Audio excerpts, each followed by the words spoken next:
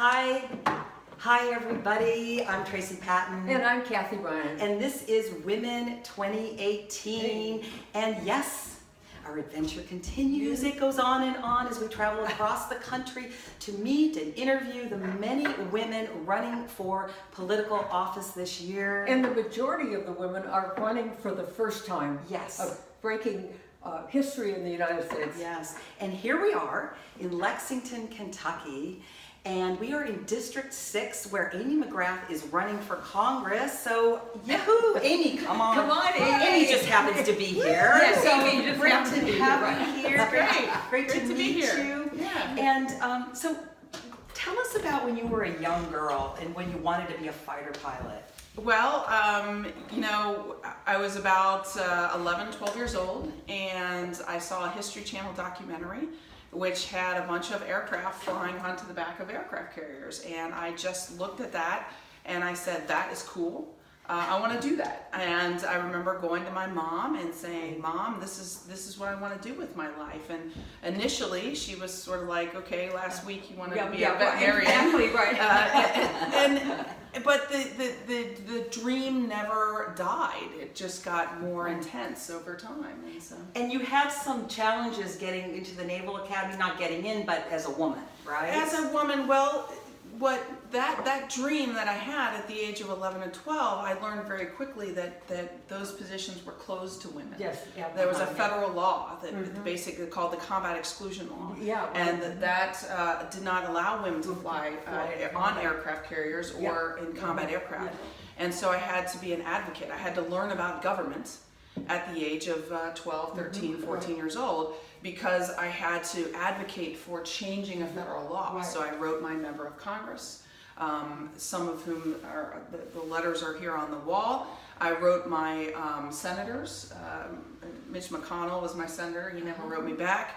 But I wrote... Shame on Mitch McConnell. Yeah, I wrote every member of the House and Senate Armed Services Committees a letter saying, hey, I think you ought to change this law. And so that's how I started really understanding government at that young age. And you were talking about your mom and read about how much of an impact your mom has had on your life. She, I obviously I wouldn't be here without Mom. I mean, she just, number one, she was a working mom. She was a doctor. She was one of the first women to graduate from the University of Kentucky medical school back in the 1960s. Right, yeah. And, at the time when I was growing up in the 1980s, there weren't that many women who were doctors and who were really working moms. And so I grew up thinking that was the norm. And she was somebody who worked hard, and I knew that she was doing number one, what she loved. And number two, a job that was vitally important. And she was respected, and I loved that. And so even though she wasn't always there, when she was at home, she was fully present for us. I'm the youngest of 3 children, and she always told me that follow your dreams and you can do it. See, it's about the women. Determination. It's so about the women, the power of women. And so think, okay, of course you're running for Congress now after everything you've done. Think back to that moment or moments that you decided to run, and just tell us a little bit about how that happened.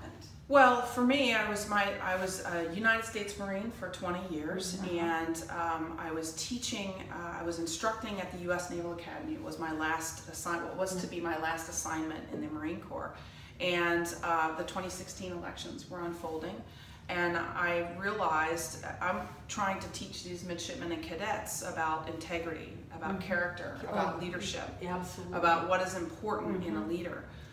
And I was also teaching U.S. government. That was the course that I was supposed to instruct. And the 2016 elections just changed me. I mean, here I am trying to teach and instruct, and I could not explain what was happening to our country. Right. And I just realized the morning after the elections that, as someone who's a woman in the military, who was an officer, who believes in things like basics of leadership, that character and integrity are important, I did not accept the way our country was going. I did not accept who we elected as president, as commander-in-chief, and I did not accept that where I felt like one party, the Republican Party, was not doing what I felt was right for the country, Absolutely. and not standing up when I felt like they knew the president was wrong in many areas. And so it was at that point that I said, no, we got to have better leaders. Yeah. And here you are. And Right. here I you am. are. Congress. Thank goodness for you. Yes. And It's one, democracy. and one last question. So what do you think the impact is going to be with all the women running and winning? And winning. Well, that's the key. You know, number one, we have the lowest percentage of women. I mean, in like government. Western, Yes. I mean, it's Yes. like 19%. It's Yeah. terrible. It's awful. And one of the reasons is because we don't run as women. Yeah. So we're going to change that this year, and we need to keep it moving forward. And one of the things that I want to do, and to your question, is I want to inspire others. It's sometimes hard to be one of the first. Absolutely. But there have been women that have done it before us. Yeah. We can do it. We need it. Yes. And we need women to step up, not Yes. just And- at the national level, but at the state level, at the local level. And because it's Amy, about you us. will be, what do I want to say? An inspiration. An inspiration for these younger Yes, girls. yes. I mean, these girls now in high school, we just saw them marching in Yeah, Washington that's and right, all yeah. over the country. That's right, and that's what we need around the country. And so I want to be able to be somebody that says, hey, you can do this. Not only can you do it, we need it. Yes. Right. That's Great. the message. We need it. Well, Amy, this has been so great. Thank you.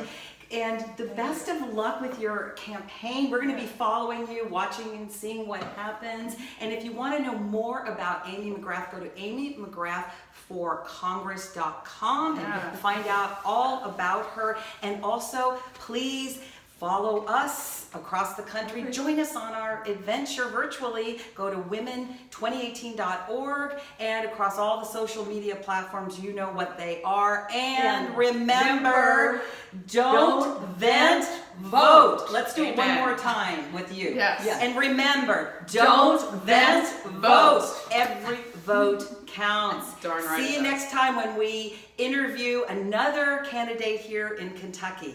Okay.